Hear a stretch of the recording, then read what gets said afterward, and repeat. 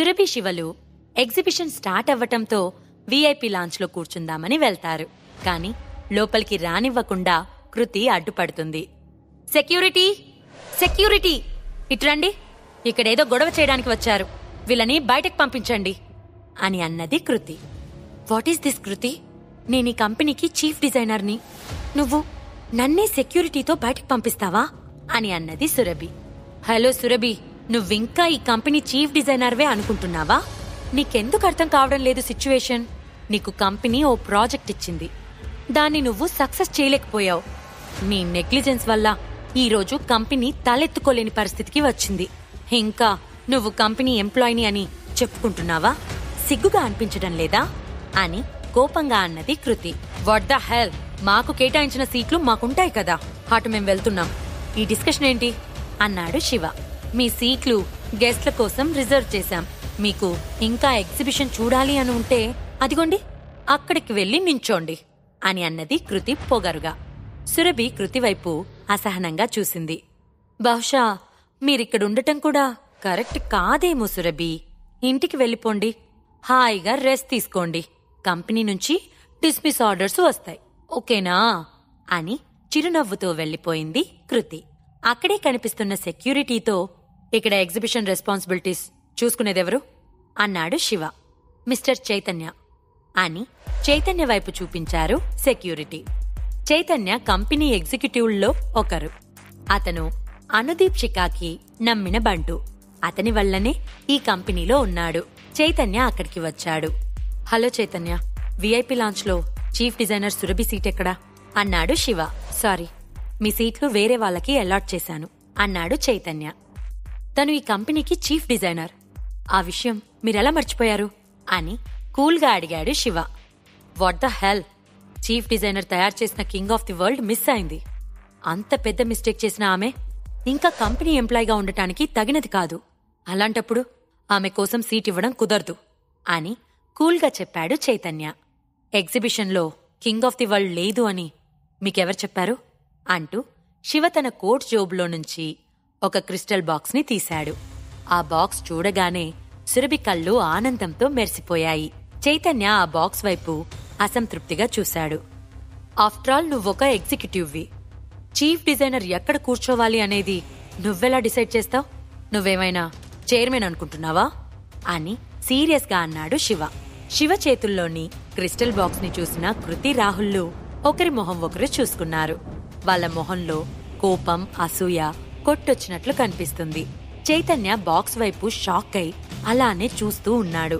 Mister Chaitanya, ఈరోజు VIP లాంచ్లో chief designer seat లేకుండా చేసినందుకు మీరు తప్పకుండా భారీ మూల్యం చెల్లిస్తారు.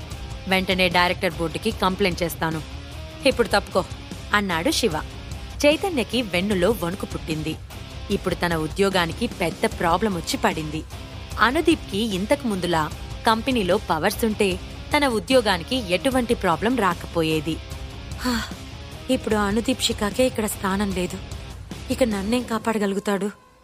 అనవసరంగా నోరు పారేసుకుని తప్పు చేశాను. ఇప్పటికే ఇక్కడ జరిగిన విషయం అనంత్కి తెలిస్తే నా పని అవుట్. ఇప్పటికే ప్రతి డిపార్ట్మెంట్లో ఎంప్లాయీస్ అందర్నీ సరిచేసుకుంటూ వస్తున్నాడు అనంత్ అని అనుకున్నాడు చైతన్య.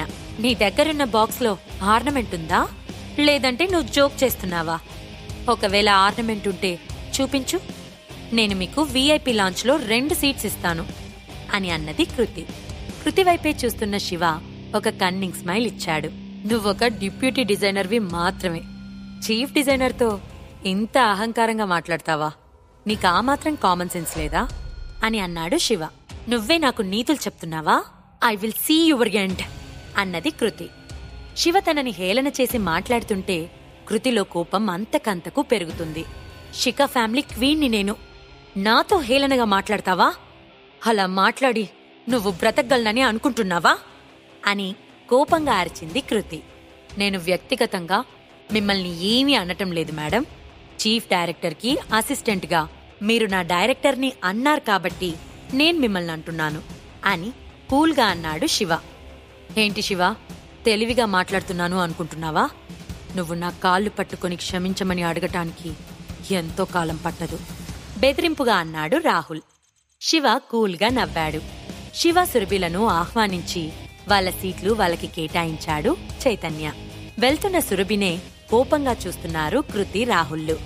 శివ మనతో ఇప్పుడే ఇలా మాట్లాడాడు అంటే ఇంకొన్ని రోజులైతే మన మాట అస్సలు వినడు.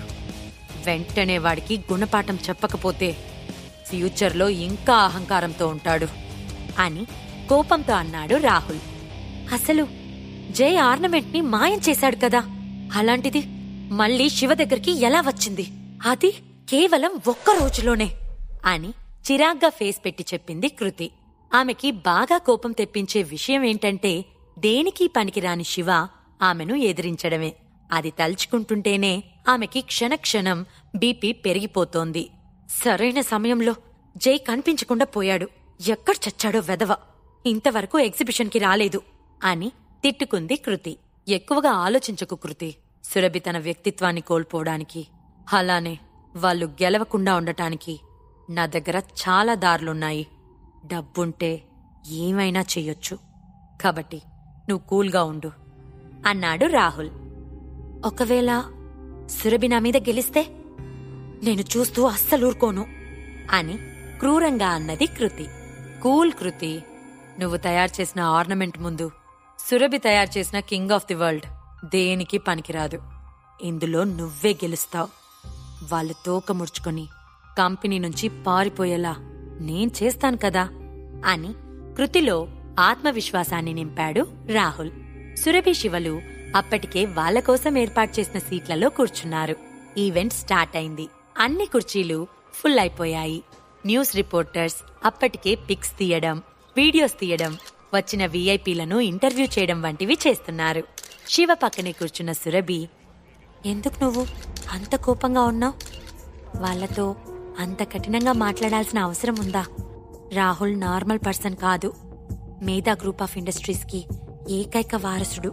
అలానే షికా గ్రూప్ కి వైస్ చైర్మన్. నువ్వు అతనిని అలా కించపరుస్తూ మాట్లాడితే ఫ్యూచర్లో కంపల్సరీగా పెద్ద ఇబ్బందుల్లో పడతావు అని అన్నది సురభి. ఇట్స్ ఓకే సురభి, అది వదిలే అన్నాడు శివ.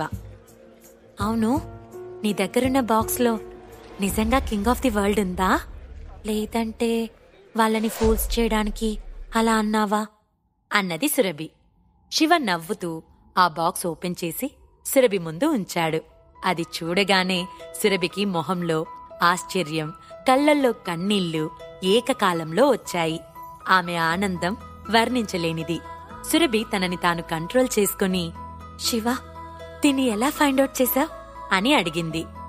అదృష్టం మనవైపుంది, అందుకే నేను దాన్ని కనిపెట్టాను. ముందు ఆర్నమెంట్ ని ఎగ్జిబిషన్లో పెట్టాక, ఎగ్జిబిషన్ అయిపోయాక మనం దీని గురించి మాట్లాడుకుందాం అన్నాడు శివ. శివ వైపు డౌట్ గా చూసింది సురభి.